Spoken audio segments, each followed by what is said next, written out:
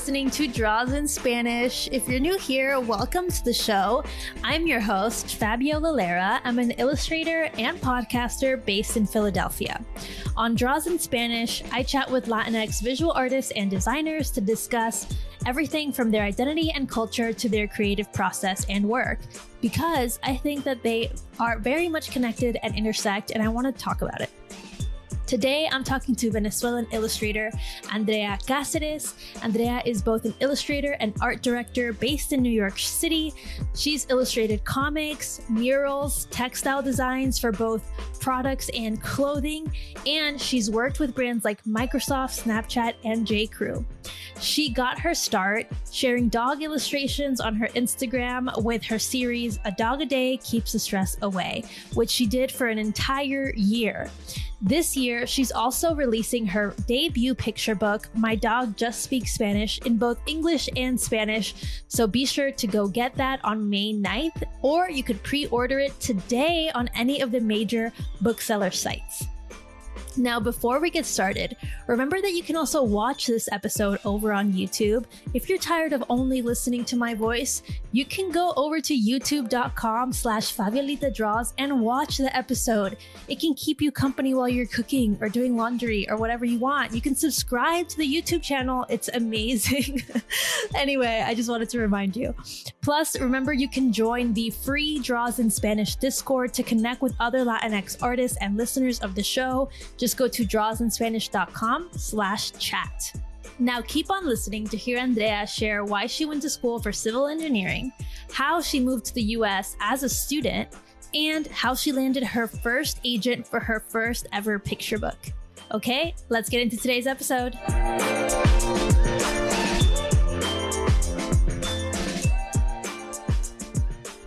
Welcome to the show, Andrea. Thanks for being here. Thanks for joining me. How are you doing today?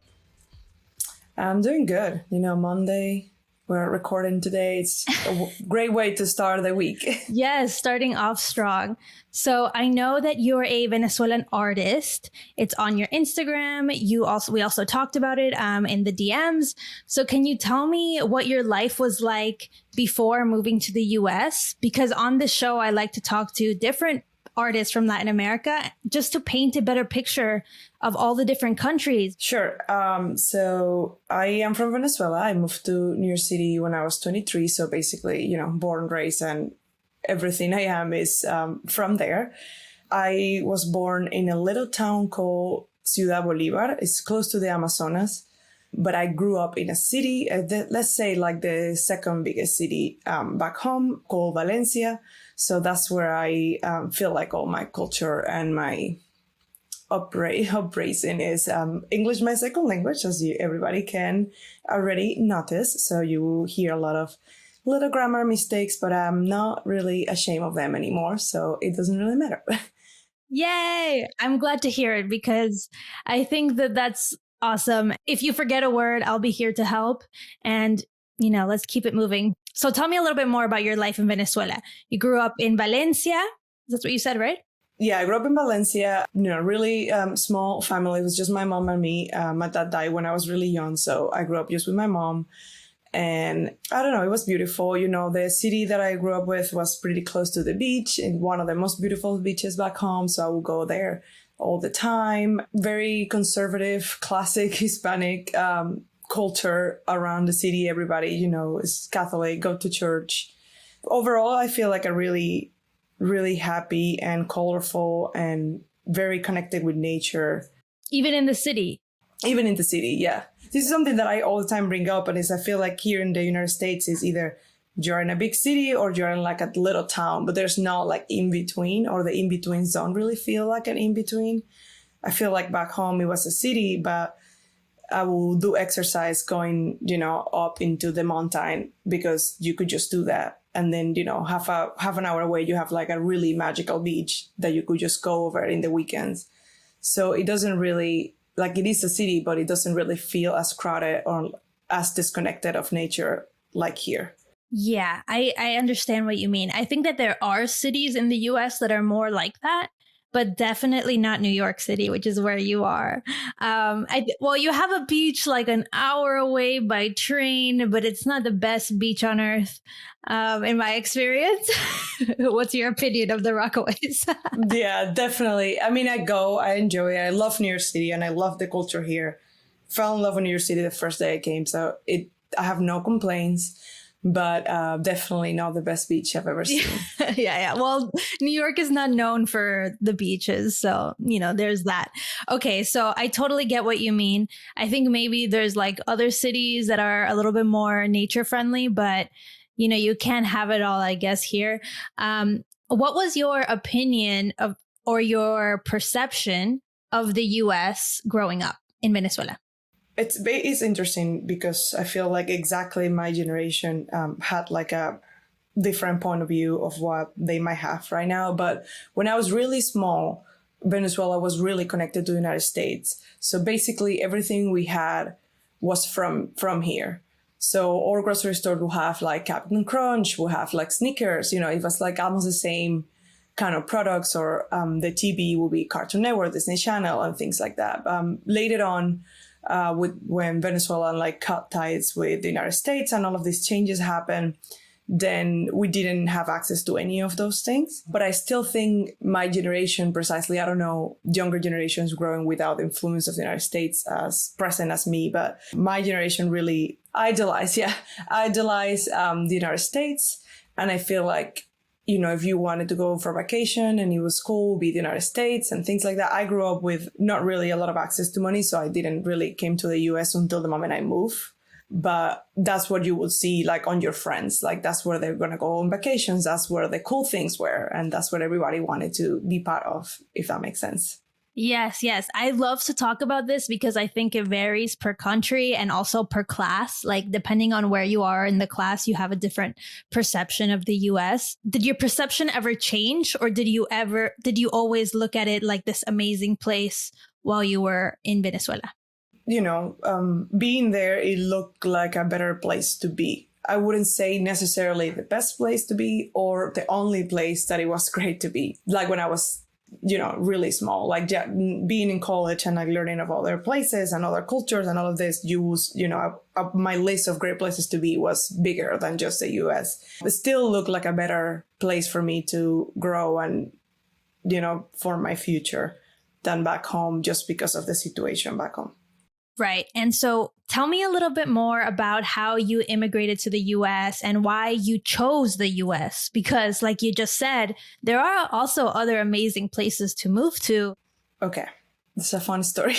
So I did not want to come here. I wasn't on my plans. It wasn't what I wanted. I thought it was too hard for me to, do all the investment of money that I didn't have. I had to like save money to come here and then figure out how to stay, and everything was so hard as an immigrant, learn how to stay in the United States and whatever. So it wasn't on my goal. It wasn't in my mind at all. But I met someone online that he was from here. He's also an illustrator and we like each other's art. And we started like talking and we were just like, oh yeah, I like your art. And he's like, come to New York. And I'm like, I'm not going to go to New York because the next time I buy a ticket, I'm going to leave. He's like, oh, I'll go there. And I'm like, cool. So he went to Venezuela and he met me. And then he was like, you have the doors open in my house. My mom has an empty room because my sister is in England.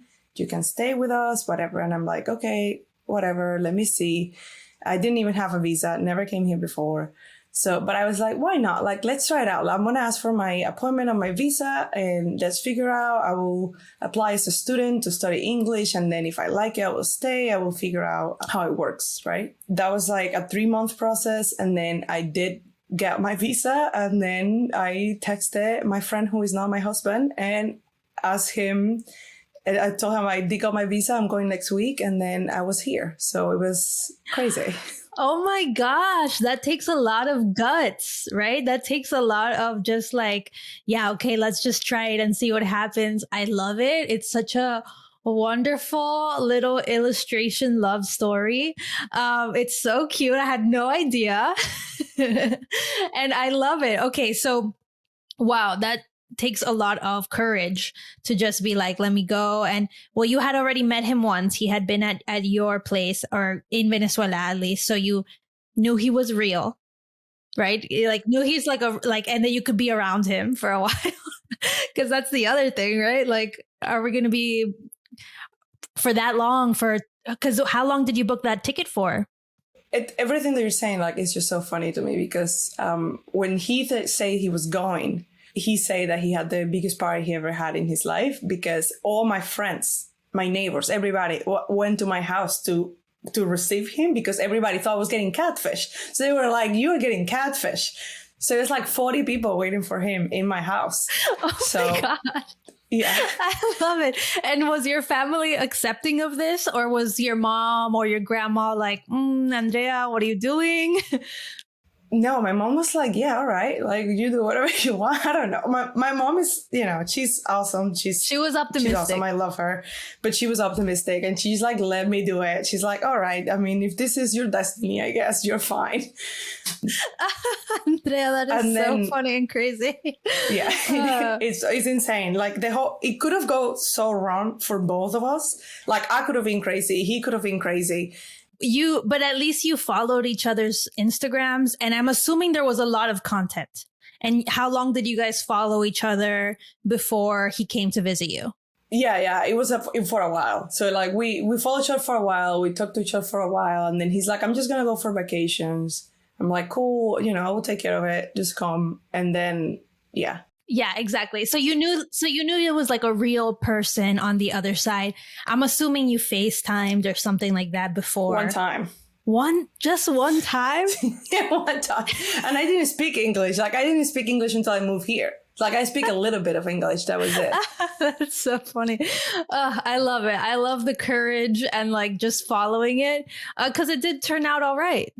Yeah, we have 7 years, I think 5 years married now. So yeah, it turned out good. We're fine. But it was a crazy, crazy beginnings for sure. Yeah, you took a chance. You took a chance for sure. So you went to the US on a student visa for English, you said? Yeah. Okay. And why did you choose that instead of like a illustration program or an art program or something like that? It was just for visa matters, just because I moved here with a student visa to learn English as a second language. And then the plan is for you to go back. So that's like, I feel like that's a way for you to get a visa that is not really just a tourist visa. Exactly. It's not a tourist visa and it's not like a working visa. Like I'm just going to study whatever. And, you just have to like sign up into like an agency. I was the only person who got the visa that day. They rejected anybody else. So it's like really hard to get a visa. And that was the easier way to get it. Got it. But it's still tough. They're not handing them out every day. No, for sure. No. Okay. And then tell me about how you ended up staying, because you were supposed to leave, right? But you have this man now who's, I assume at that point, maybe your boyfriend, maybe not yet. At some point, he becomes your boyfriend, I'm assuming, before husband. And so tell me a little bit more. Give us the full picture here. So I moved here and yes, we were just friends. And then I moved by myself for like a month and it was a crazy experience. And then for crazy circumstances, he was like, go back to my house. We're already dating. It's okay. Go back to my house. Then I went back to his house. And then we stayed with his mom for like another year because a lot of things happened. What do you want me to say? His dad died. So we have to stay. So we stayed with his mom for a year. And then I was over with studying. At that same time, my husband went to England. And I couldn't go because I couldn't go out of the US. So he was like, oh, I'm so sad that you're not here. And I'm like, I can't go out of the country. And then he's like, we should just get married. And I was like, all right, let's just do it. And then we did it. And then I stayed. Yes, good. Good for you. Good for you. How did you end up getting those design jobs? Sure. So I graduated in college as a civil engineer. Well, it has nothing to do with what I do now. Creatively, I think, and like in process and stuff, I think have helped me a lot, but it's obviously not what I do, my day to day. But when I was graduating college, all my friends happened to be designers.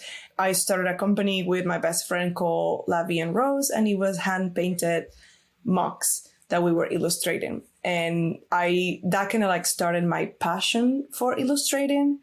And then with her and my other friend, they kind of like taught me the principles of design and like how to do certain things. And yeah, my first year in college, I was already working with this. And I knew this was my passion. And I was like, I'm going to make the best that I can to work into this area, even when I'm graduating something totally different. So your first year of college, you were already doing that and you stayed with civil engineering? My last year of college. Your last year of college. Okay.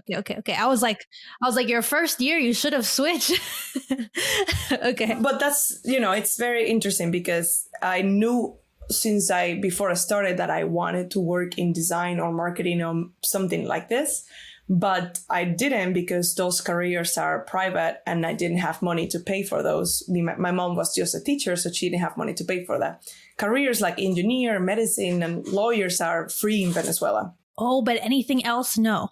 So like our careers are now.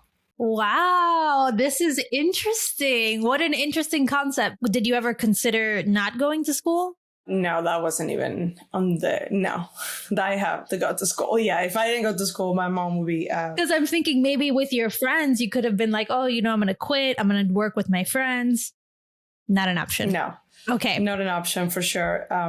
But got graduated and then with the illustrations that I was doing with like my own mug company. With your what? With what kind of company? Like cups. Mugs. Coffee cups. Got it. Yeah. Mug company. Sorry. I just wanted to make sure so I understand what's happening. So that kind of like caught the eye of now a close friend of mine who has a sublimation company back home. And she gave me what it was my first design job, like full time. So I graduated as a civil engineer, but when I finished my classes, I already had an actual like design job. Wow, perfect. And that's what you wanted to do anyway. So it was just like perfect. It worked out. So when did you realize that you could make illustration a career? Was it when you were in the US? Was it when you were back home? Tell me how illustration kind of started happening for you. It was back home with my friends. How I told you, like they all had freelance work and they all had like different contacts. They gave me jobs. They taught me stuff. And with them, I realized like, oh, I can make this work. And I started getting certain jobs here and there. And even my mom was like, I guess you can make this your job, because my mom was like very, very against it. She was like, this is not going to make any money. You're crazy. Oh my gosh. I want to know everything about that. Okay. Why did your mom not think you could make any money with illustration? I mean, I'm not surprised. This is common. I mean, I feel like people still don't really understand it. Like I have people from my past who will like, come to New York City and see me and they will be like, yeah, but what do you do? What did you do? I'm like, hey, you see it. Like I'm being post every day. You see what I do. Like, that's what I'm doing. And they're like, I don't understand. I'm like, all right, that's fine. I still think that people don't really understand what I do. And especially I feel in the Hispanic community, they don't see, no, it's not that I don't see the value. They just worry about other things. So don't have really time to think about, oh, how are these things made? And there is a person behind doing all these things. So yeah, my mom was very much against it. She thought I was crazy at the beginning, but now she loves it. So that's great. That was going to be my next question. How does she feel about it now? Because now you're in the US, you're illustrating, you have a book coming out, which we will talk about in a little bit. So how she's over the moon, she's supportive now, she's on board. Yeah, she loves it. She still is like, well, you are the engineer. And I'm like, I know that helps. I do agree that helps in like my process, my working process, my business mind and all of these things. But it's like not, like I don't remember anything of what I learned there. But do you think your mom presents you to her friends like my daughter, the engineer, or my daughter, the illustrator? I don't know. I don't know, to be honest. Because I could see a parent being like still stuck there, right? No, I think she says I'm an artist now. I think she's like, oh, she's an artist. She does design, and whatever. But I think she does that now. But I think at the beginning it was definitely a challenge for her. Got it. Okay. When do you think that she finally got it? Was it after a certain project or after a certain accomplishment? When I moved here. when I moved here and I was living full of this, and I was like, I'm not even gonna, sometimes she will like sneak in, like, are you gonna try to validate your degree there? And I'm like, absolutely not. There's no need for me to do that. I love that she's still carrying that degree for you. Even if I wanted it, it was so hard that it was just like a really far away. Like I will be doing it like right now, 7 years after, like close there. It was like so expensive. I needed to do another class. It's like, where am I going to even fit that? It didn't really make sense. So I'm like, no. Got it. It's adorable and I love it. And it's funny because it's like sad and annoying, but adorable at the same time. Like you understand where she's coming from, right? She's like, oh, my daughter, she got this amazing degree. This is like stability. This is like a career. And you go and you do something completely unstable and especially perceived as super unstable, right? There's like this myth that you're going to be broke forever and that it's impossible. So I understand where she's coming from. I understand where a lot of parents are coming from, but especially here in the US, is very possible. Oh, yeah. I mean, 100%. Now, I want to talk a little bit more about your work. So you have this series called A Dog a Day Keeps the Stress Away that you started over on Instagram. Can you tell me how you came up with this series and what you learned from it? Because I think it was really big for you and I want to talk about it. It's time for a quick little break so I can remind you that you can listen or watch the extra long version of this exact conversation with Andrea by joining the Draws in Spanish Patreon. On the Patreon, I also share monthly personal podcast episodes where I share more about my personal art career, as well as all the extended podcast episodes of all the season 2 episodes. So you're going to get a ton of episodes. Plus, you'll get that amazing, amazing rewarding feeling that comes with knowing you're supporting the show. Head to patreon.com/draws in Spanish to become a patron and check out all the perks. Thanks again, and let's get back into today's episode. So A Dog a Day keeps the stress away. I was studying and I had absolutely no time to do anything related with my own work or any art. I couldn't even, sleep or eat or do anything. So I was working in this company, baby company, the one that I did the internship as a designer, and one of the employees used to bring her dog to the office sometimes, and I drew it, and then that was like December or whatever, and I was like, oh, you know what, like I'm gonna draw a dog every day. I was like, this would be like such a good idea. I'm gonna draw a dog every day, and I would like force myself to do something. I don't know how the phrase came up. I don't remember if it was me or it was somebody else, or if it was at home or at the office, but I was like, A Dog a Day keeps the stress away. And I started January 1st and I finished December 31st of that year. So 365 dogs. Wow. So many dogs. So many dogs. Yeah. I started with my own dog and I finished with my own other dog when I was smaller, and all the other dogs in between. And I would just post on Instagram and I would be like, if you want your dog drawn, just send it to me. I would say like 6 months in, it started getting big and people were like, I'm going to pay you to put my dog on the project. I want a print of my dog. So I started having like a little store where people can buy just prints of the dogs that I drew, but I wasn't like taking commissions.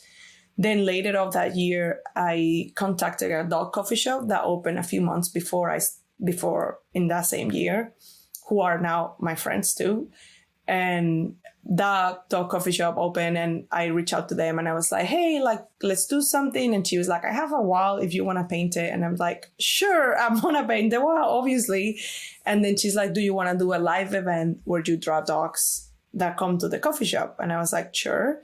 So I did that. And that was my first like official event. But then doing that event opened up the doors for me to do like one of the biggest pet conventions. All of this for free. By the way, all this for free, all painted that wall for free. So up until that point, that project was free. It was not a paid project. Okay. Yeah. All the 365 dogs were free, but also the dogs in the biggest pet convention were also free. And also the wall was also free. I thought you were just saying the coffee shop was free. No, even the convention was free. Yeah. Ooh, do you regret that? No. Okay. Tell me why. I don't regret it because again, like all of this opened up even bigger opportunities where I could charge people and just like building my own network. So I have this thing, I heard somebody say it and it stuck with me forever. And I'm like, I either do stuff free or the price that it is, but I don't do cheap stuff. Got it. Yes, yes. And why do you think that works for you? I don't want to be somebody that people think that they can come with me and they're going to get like a cheap discount and like, oh, I'm going to just be with this artist because she's cheaper. You know, I want people to pay for what I'm valuable for. And if you are coming to me and you're like my friend or somebody, and I know I don't want to charge you that much money, or I know you can't afford it. I'd rather, if I have the time, do it as a gift than you paying me less and then recommend me to somebody else as a cheap artist. Yes, because that's the thing. You charge someone cheap, then they send you to their friend and they want something for cheap and it never stops. And now you're inundated with these kind of like low quality projects in terms of satisfaction, right? Because they're not what you're doing anyway. And then you have like 10 projects that everybody's paying you a little bit. And instead of having like one that you can like really focus on that costs the same as like those 10 projects, if that makes sense. Right. Okay. Tell me what happened after this convention and how you moved away from free. So that was like, I think it was the first one, but it was like the first convention for pet influencers. And I met a lot of people in the industry. So not just pet influencers, but also new companies that were showing up and things like that. And then after that, my events were not free. And obviously I was charging, I'm very, very fast. That's what everybody's surprised of. I will do a talk in like for 3 minutes, just like very, very fast. So it was like, everybody was like, I want to hire her because she's super fast. She can get me like 60 portraits in like whatever time. I'm like, so I was, I start charging for my events, and then I opened up my own store on online. I tried to like have an Etsy, but I didn't really like it. I like to have like my own stuff. So it was always my website, on my Instagram. So if you wanted to buy something from me, it was directly for me. And I would just like... No third party. Got it. No third party. So you went to the dog influencer convention. You did free portraits. You're super fast. And I can totally see how that's beneficial for these people who are hiring for events. So tell me more. I just met a bunch of people that work in the industry. And I think like that year in like November, so like a month after I got my work permit, so I was ready to like start charging and start like fully working with this. And then, so yeah, I find another job as a textile designer in Manhattan, and I work as a textile designer and have my own illustration business in the side. And it was, at this point, it was already a store, a business. And I did have people who wanted commissions, and I opened that, and I ship everywhere, and I did like shirts with your dog on it and things like that. Got it. Wow, amazing. I love seeing how you're telling it like little by little, it just kept growing and growing and growing. And it was all with the beginning was just this a dog a day project. So that's amazing for anyone who's like, how do I get started? Start a personal project that you feel really passionate about and stick with it, because you did it for 365 days. And a lot of people give up too soon. They're just like, they do 30 and they're like, it's over. And they don't give it those 6 months that it needs for it to really take off. So how do you feel having a niche like pets has benefited you, your work, your business? I want to know, because I know a lot of illustrators and artists think that if they niche too much, they're going to be too pigeonholed and they're not going to get the work that they want to get. But I feel like you've conquered pets, and now you're like doing everything that you possibly can within this niche. So tell me, how has this like benefited you and made you stronger? So I think it has pros and cons. I definitely think it's a pro because one of the pros is that, people get to know you. So basically everybody that is like deep on the pet industry knows my style, knows what I do. They want to have me on their events. They want to have me as a guest. They want to have me just show up, just be there. They love my dogs. I think just like having a niche, it really helps out to like get yourself known into a community. So, obviously the pet community is huge and it gets bigger every year and there is a lot of money on it. So it's a great niche to be in. What I'm lucky, I cannot speak for other niche, but I do think it helps out because people knows you and want to work with you and they ask for you.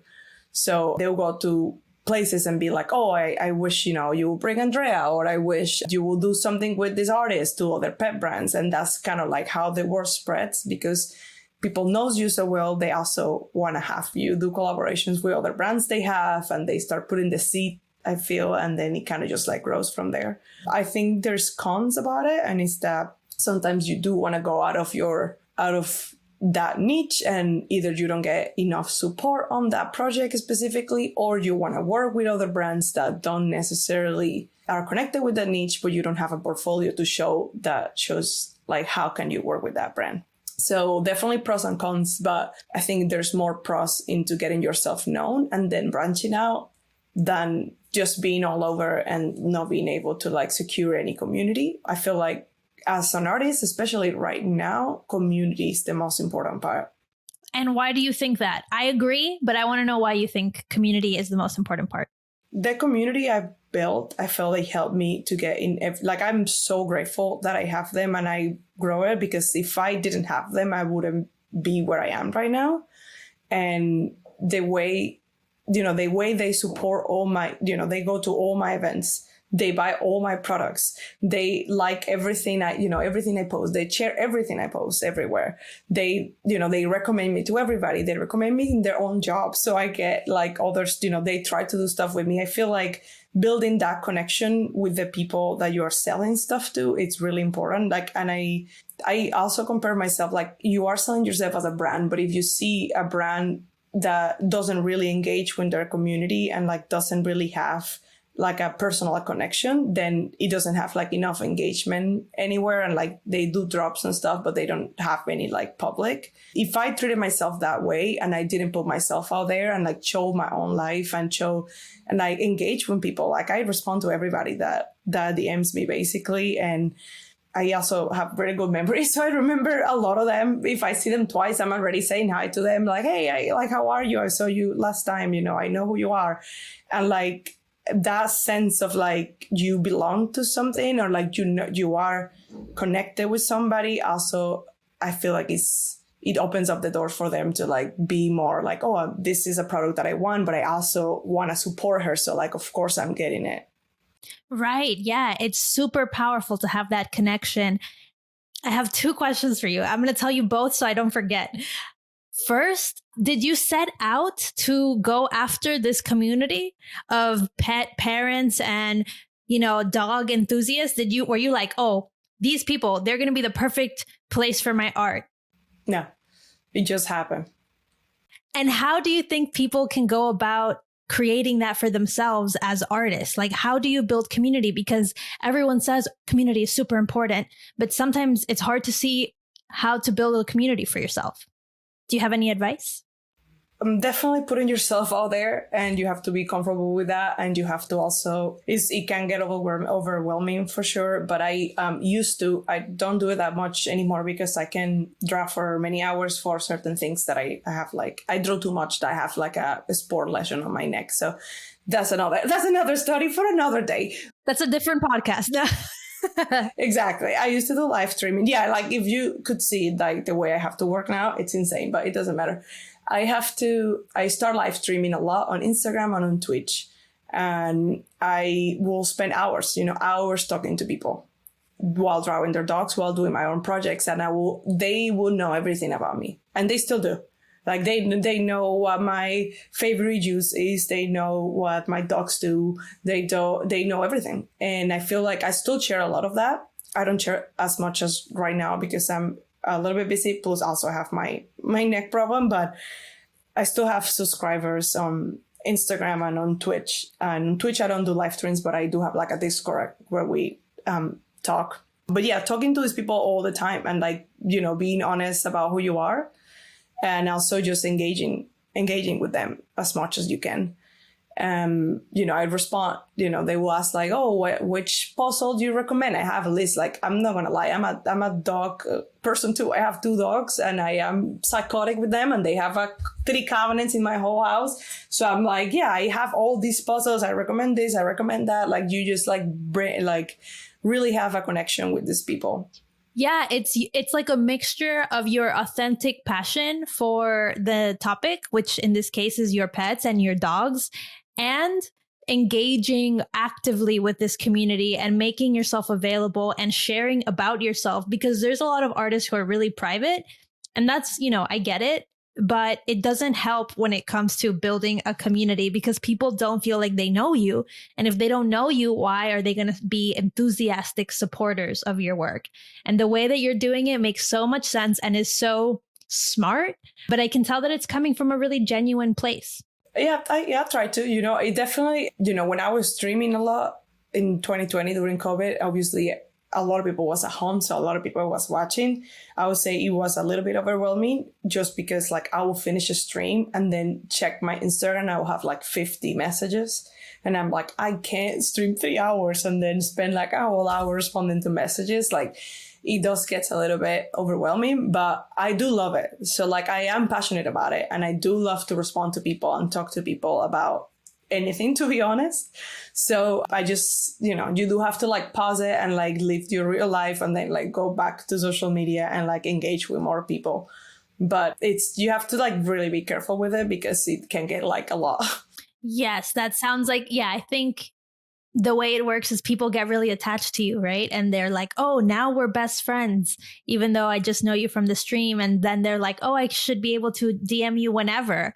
But that's happening times thousands as people are watching your streams and it becomes unruly. Another thing I want to talk to you about, Andrea, is I know you've done a lot of illustration work, like we said, but you have a picture book coming out, your first picture book. We don't often have children's book illustrators on the show.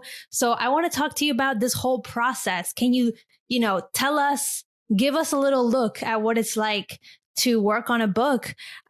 Because a lot of people, that's their dream, as I'm sure it was for you. Yeah.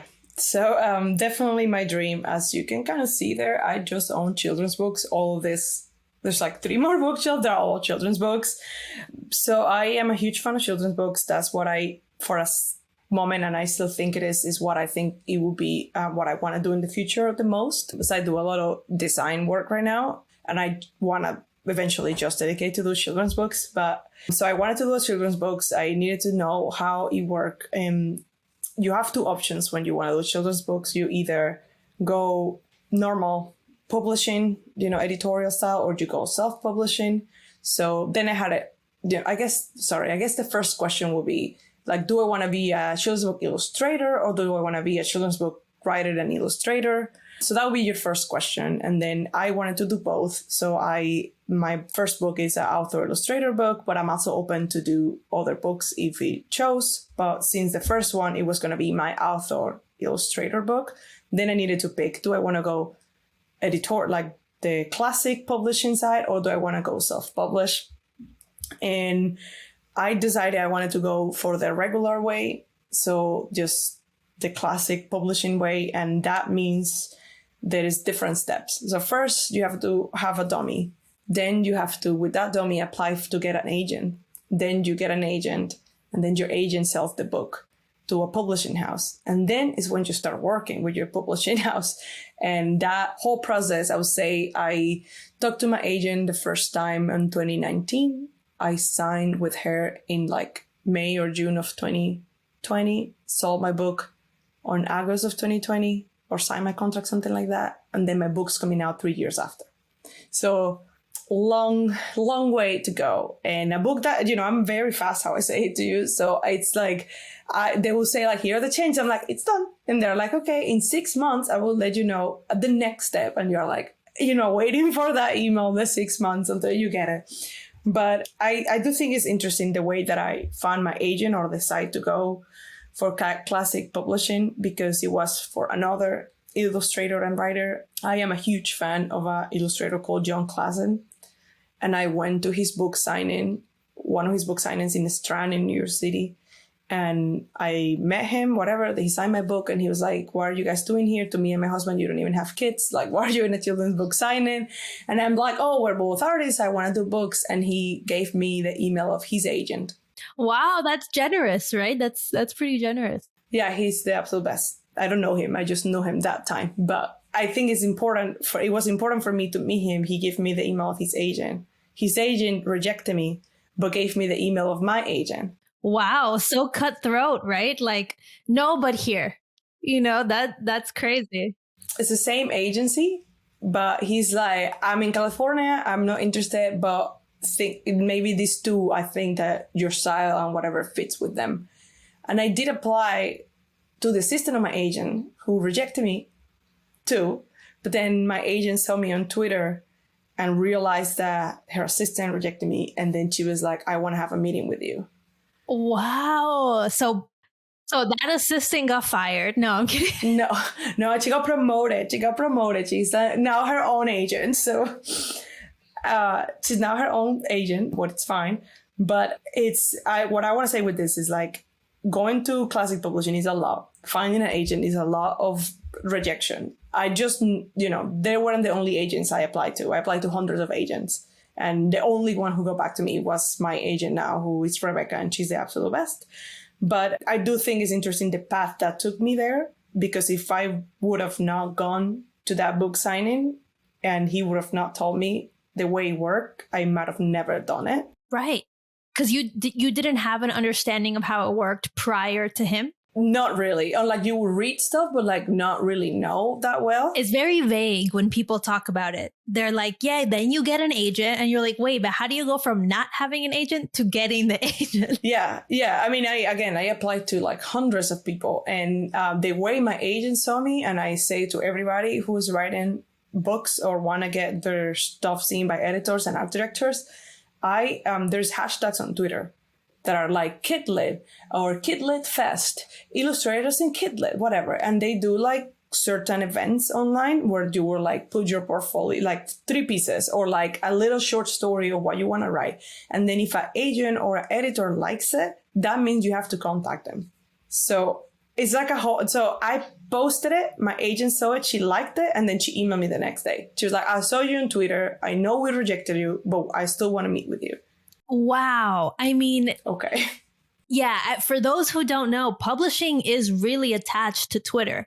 And I think sometimes illustrators forget about Twitter because it's not super focused on images. It's more about the words, but it's really powerful for art directors and publishers. And I love that you're exposing this and reminding us because, especially now with the way Twitter is, people forget that there's still huge, the right people are there, and that's what matters, even if you don't have a huge following. Oh, yeah. Twitter was my only platform that I still don't have any following, but where I was like, I don't have anybody following me here. I can really do whatever I want in this platform. Now, like my editor, my agent, not that I was doing anything crazy, but now I'm like, now it's just work too, Now I can, say whatever comes to my mind. What do you send to an agent to try and get their attention? What were you emailing them? Was it a portfolio? Was it an excerpt of your book idea? What is it? So it depends on what you want. And go back to the first question. If you want to be a children's book illustrator, not a writer, then yes, you will send a portfolio. You will send a couple pieces. A lot of illustrators send postcards. I mean, right now it's kind of hard because obviously everybody's working at home, but you will send like your portfolio, your Instagram, just like, this is where you can find my work, whatever. And if you want to be an author illustrator, you will send a dummy. And a dummy is just a sketch out of the book. It doesn't have to be final art, doesn't have to look nice. It can be just sketches. I don't really sketch, so mine usually look kind of like finally art kind of vibe because I hate sketching. So you will send that with the story, and then they will see and let you know. Got it. Wow. So thank you so much for sharing so much about the publishing industry, because I know there's a lot of illustrators who want to do both, and it's kind of mysterious, it seems, until you're inside. Tell me a little bit more about your book, My Dog Just Speaks Spanish, which is coming out May 9th. How did you come up with the idea? Tell me about it. I can show it to you. I have it here. Let me show it right now. I have it here. So it's called My Dog Just Speaks Spanish, and it is based on my dog, Toby, who moved to the United States 2 years after I moved to the United States. So Toby was my dog since is my dog since I'm 17. When I moved, obviously, in all my chaos that since the beginning of our conversation, with all my chaos, I couldn't bring Toby right away, so he stayed with my mom. But I can't even explain you how fast was it. The moment I signed up the lease for a pet-friendly apartment for me and my husband by myself, the day I signed the lease, I was like, I'm bringing Toby right now.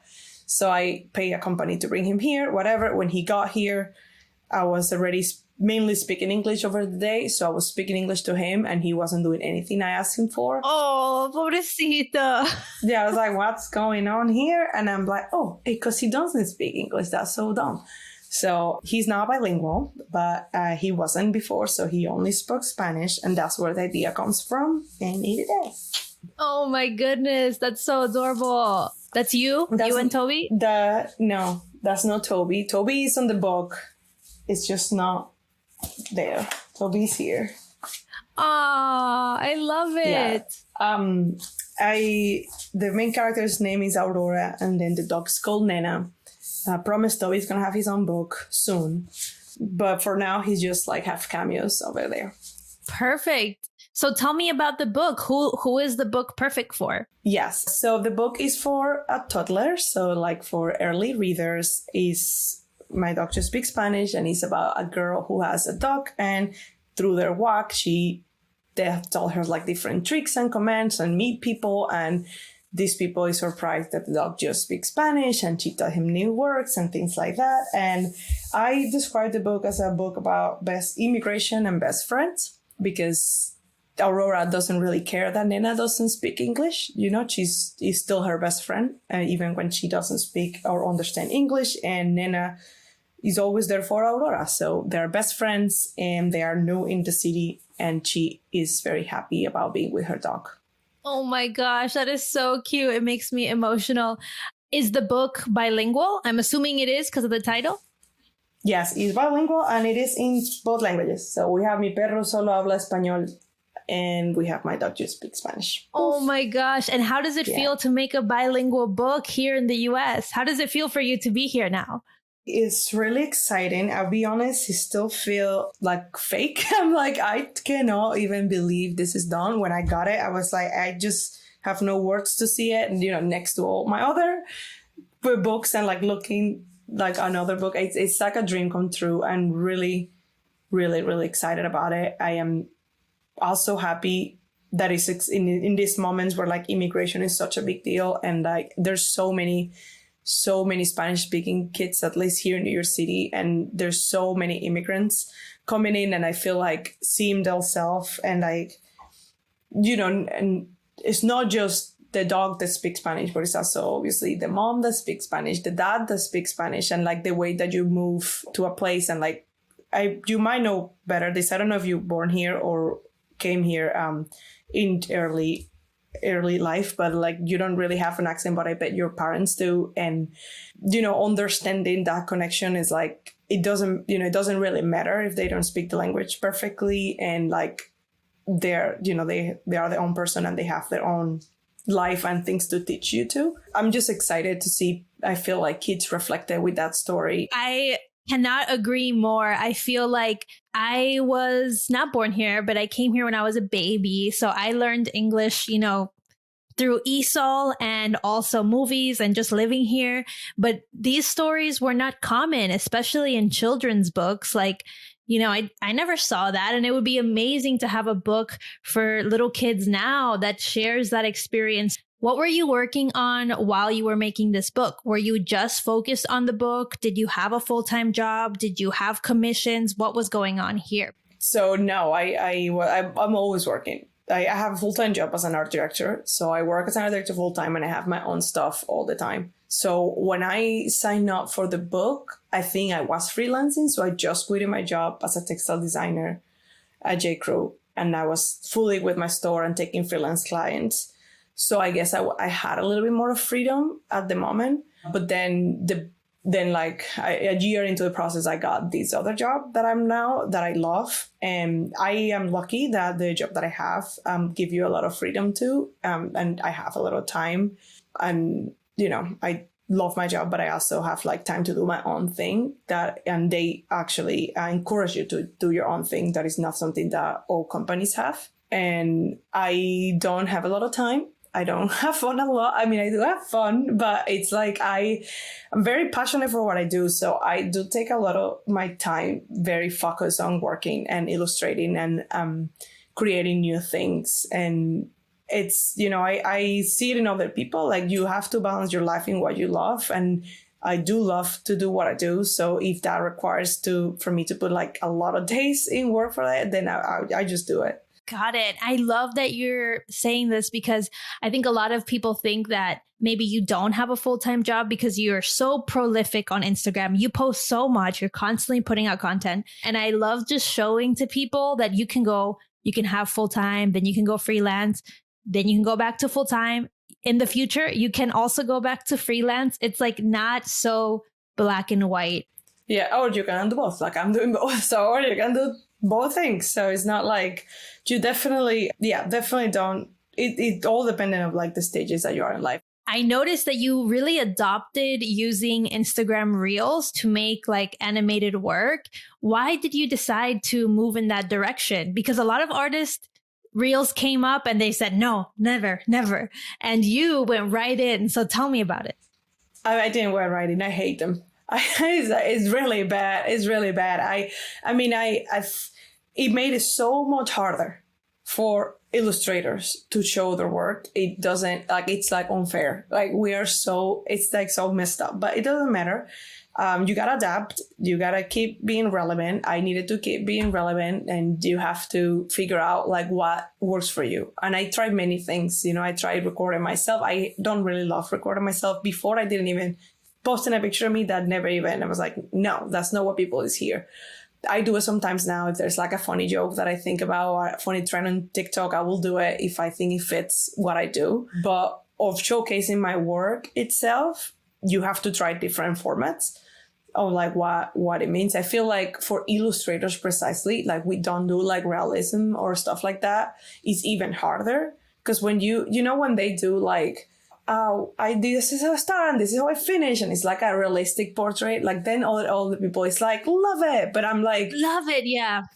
I'm like, this is how I start and like this is what I did. People is like, I don't, I could do that. And I'm like, yeah, but you don't do it. You're calling out a really important point, because I do feel that sometimes the Instagram reels that go viral are like extreme realistic portraits or extreme crazy really big paintings, just giant painting. I'm like, okay, well, what am I going to do? But you have found a way. So you kind of have to like try like what works for your style and like why is people clicking in? Like, why is people watching this? Like there's like a classic TikTok and reel that I post every time I have a huge line on my events of like, can you guess what this line is for? And nobody, like everybody's like, clothes, whatever. And it's like, no, it's pet portraits, and I'm like, oh, people want to know what the line is for. So you kind of have to like reading what people is clicking in and then transform it into your own content.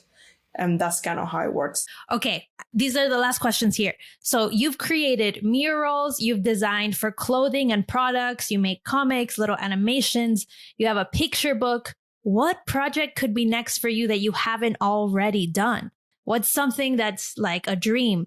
I am currently kind of brainstorming a graphic novel. So not children's books, but a graphic novel about my kidnapping with my friends while I was back home. So that's like on the works. I want to actually do it eventually. I don't know how many years it's going to take me, to be honest, but that's something that is a dream of mine, to like put the story out there and in a graphic novel kind of like. And tell your story. Tell my story. And then the other things that I would like to do, I mean, maybe just like other collaborations with like bigger brands in terms of like clothing will be exciting for me.